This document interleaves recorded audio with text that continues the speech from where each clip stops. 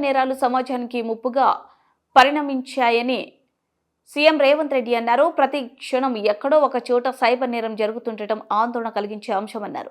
ఒకప్పుడు దొంగలు ఇంట్లోకి చొరబడి దొంగతనాలు చేసేవారని, ఇప్పుడు కంటికి కనిపించకుండా ల్యాప్టాప్లు, సెల్ ఫోన్లోకి చొరబడి ఉన్నదంతా దోచుకుంటున్నారని పేర్కొన్నారు.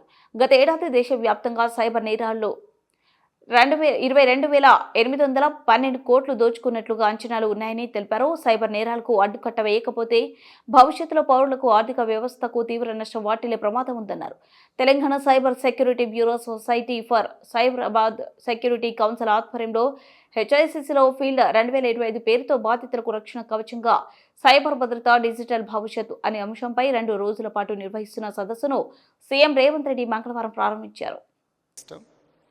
For cyber security solutions, we have to make Telangana a secure business hub. I request everyone to share this number 1930. It's a 24/7 cyber helpline. Once again, 1930. It's a 24/7 cyber helpline. Telangana is one of few states with a fully operational cyber security bureau and a dedicated cybercrime helpline to protect citizens. We launched 7 new specialized cybercrime police stations in last year. I congratulate the DGP and Director of Cyber Bureau for creating these facilities. I congratulate DG CSB team for organizing this event, which will enable collaboration between police, academia, and experts.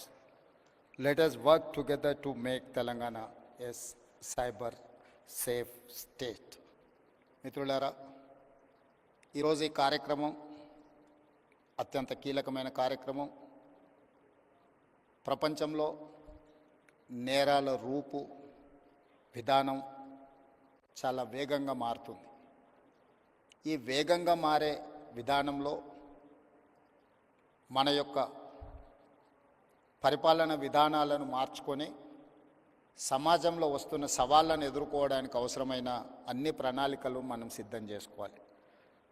ఒకప్పుడు దేశంలో కానీ ప్రపంచంలో కానీ తీవ్రమైన నేరాలు, murder, రేప్ని మనం అత్యంత తీవ్రమైన నేరంగా చూసేది. అదేవిధంగా దోపిడీలు చేయాలి అంటే నేరగాళ్ళు మన ఇంటికి రావాలి, మన తలుపులో, మన కిటికీలో బద్దలు కొట్టాలి, మన ఇంట్లోకి రావాలి, మన త్రిజోరీని పగలగొట్టి తీసుకెళ్ళాలి. కానీ ఈరోజు త్రిజోరీ ఆర్ ట్రెజరీ అనే పదానికే డెఫినేషన్ మారింది.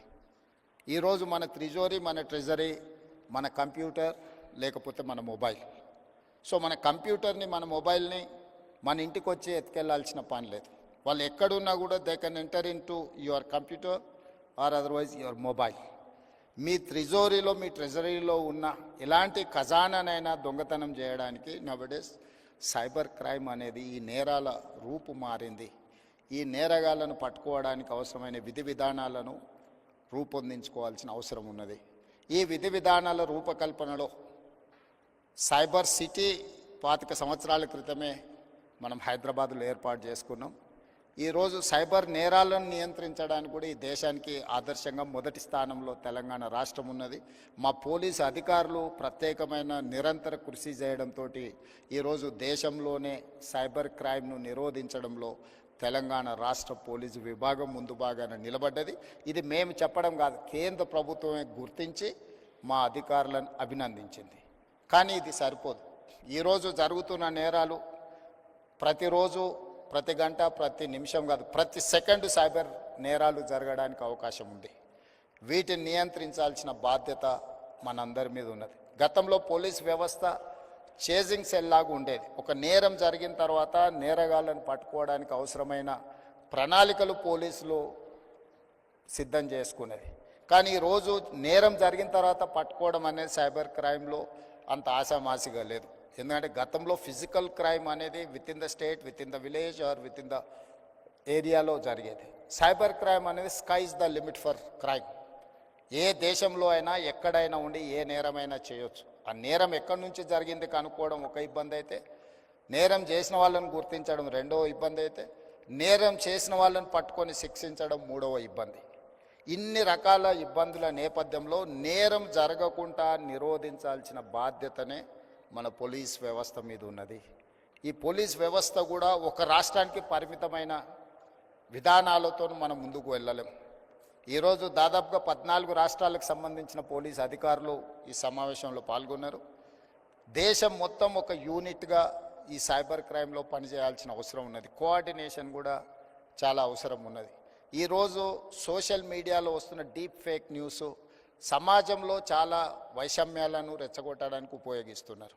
కొంతమంది సమాజంలో ఒక గందరగోళాన్ని సృష్టించి జరగని నేరాలు జరిగినట్టుగా